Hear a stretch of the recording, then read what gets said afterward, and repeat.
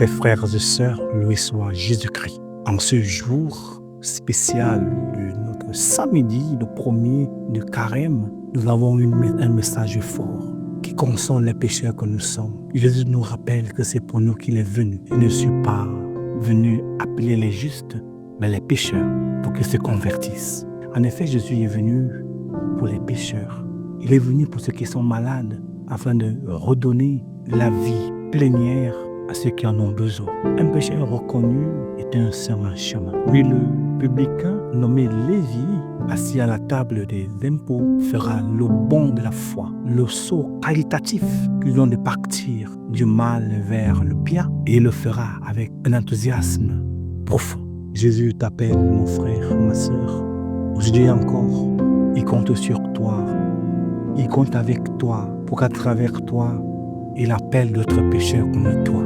Reçois donc son appel et sa présence en ce temps de carême comme une grâce, une possibilité d'un nouveau départ, un départ renouvelé pour une vie plénière.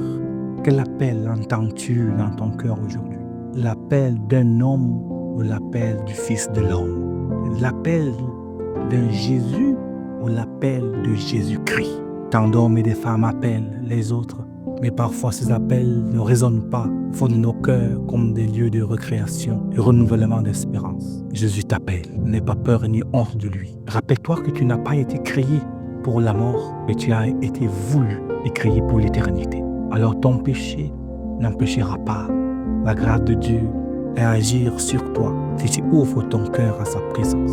Ô Dieu Tout-Puissant, je te rends grâce de toujours considérer à moi non pas le péché qui m'envahit et m'opprime, mais le pécheur que je suis.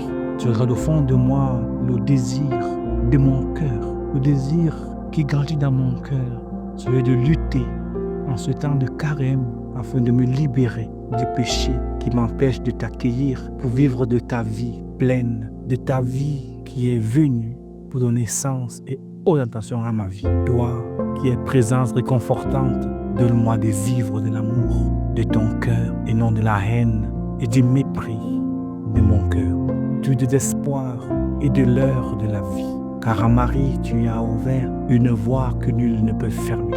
Comme disait mes Saint-Paletti, n'ayez pas peur de Marie. Avec Marie, entrez dans l'expérience d'une nouvelle vie en Dieu.